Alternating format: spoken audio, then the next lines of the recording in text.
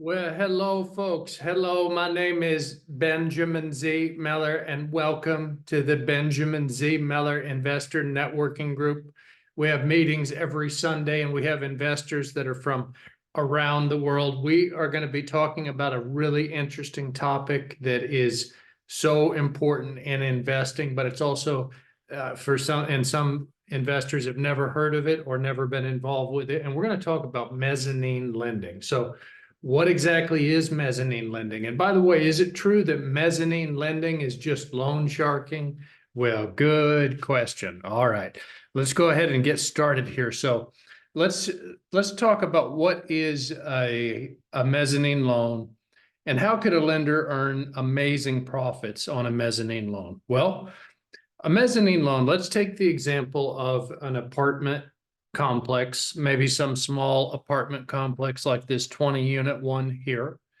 And let's imagine that a real estate investor has bought this apartment complex and he went and he borrowed $1 million.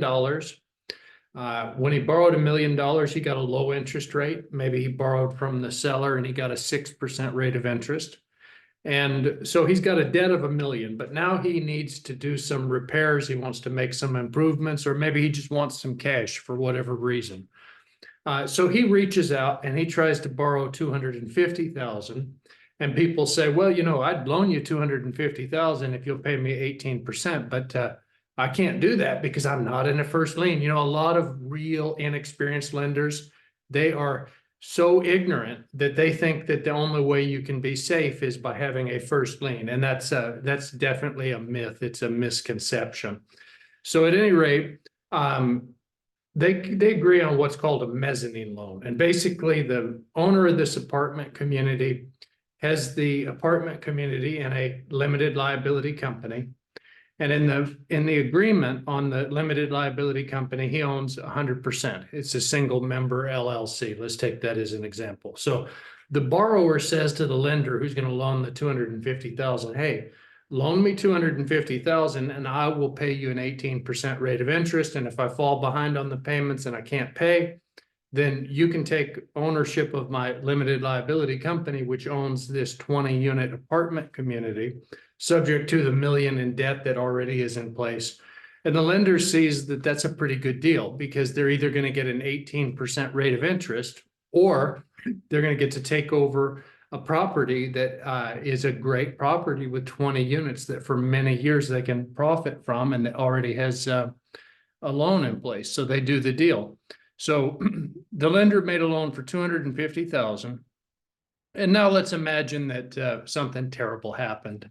Somehow, sometimes with lending scenarios, terrible things can happen. And something terrible happened where the payments were made for a while. Then maybe the borrower went through a divorce. Maybe the borrower went through a divorce and had all sorts of problems. Maybe, for example, his wife left him, maybe something like that. But at any rate, the borrower is in a situation where now, as a result of this, they can't make the payments. So what happens is the lender now is in a beautiful situation where they can take ownership of that apartment community. So, they try to do a loan modification. The borrower does okay for a little while, then fails on the loan modification. And basically the end result of it is, as a result of all of these problems, the borrower finally transfers through an agreement. Borrower finally transfers the ownership of the apartment community. So this is something that is a real opportunity for that lender, because now he's got this apartment community. Maybe he hangs on to it for a few years. Let's imagine that he hangs on to it for a year or two, and then he ends up saying, you know what, I'm going to just sell this. And when he puts it up on the market, well, he gets a very good cap rate because maybe the borrower did some improvements, some significant capital improvements to the property. And as a result, it's a low cap rate when it sells, and it sells at 2.25 million. There's $1 million in debt that has to be paid off. And then there's the 250,000 that the borrower borrowed. So the lender on a $250,000 loan can net out a million in some scenarios. Now, you're not going to find a lot of first lien lenders that are very familiar with that because they're just real ignorant, some of them, where they haven't had that education. But if you know how to do these opportunities, or if you're a lender and you're tired of getting approached with low interest rate loans, maybe you're a lender and you're saying to yourself, I wish I could get paid some real money. Well, you need mezzanine lending. That's what you need if you're looking for real passive income. Mezzanine lending is going to supercharge your portfolio. And if you're interested in that, you should send me an email, ben@benjaminzmeller.com. Just send me an email, ben@benjaminzmeller.com. Once again, that's ben@benjaminzmeller.com. And essentially what happens in these loan scenarios, you've got the senior debt. That's often where the seller has carried at a low interest rate. That would be about 65, maybe 85% of the capital stack. And then you've got different things that the returns go up, but mezzanine pays a lot more. It is fantastic. It's used a lot with business acquisitions, and it's used a lot in real estate. So definitely something that you should have you should be aware of it. And there is so much more money that you can earn. A lot of people, they're excited about private lending for passive income, and there's nothing wrong with private lending for passive income. If you want the super safe private lending scenarios where you're in a first lien position, believe me, folks, just send me an email. I've got some of those for you as well. Just send me an email to ben@benjaminzmeller.com. But if you're looking to supercharge your income, if you really want to earn the high rates of return, you need mezzanine. Mezzanine is where the big money's at. By the way, if you're in a situation where you know someone that is thinking about selling an asset, maybe they've got a multifamily property and they want to sell, maybe one of your friends or a family member has a multifamily property, or maybe they've got some other asset or a business they want to sell, you should send me an email, ben@benjaminzmeller.com. I buy assets all over the United States and also in Europe. And if you have something like that, I would love to pay you $10,000 if I end up buying it. So should mezzanine loans be in my portfolio? A better question for you would be, shouldn't mezzanine loans be in your portfolio? That is so important. It is so critical to have these mezzanine loans in your portfolio. They really just supercharge your portfolio. They are fantastic.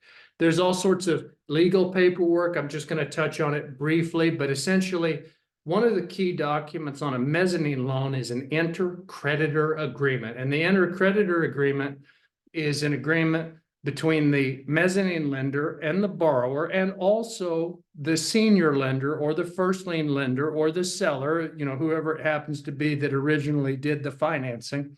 A lot of sellers are getting smarter where they take a down payment and they finance it over time.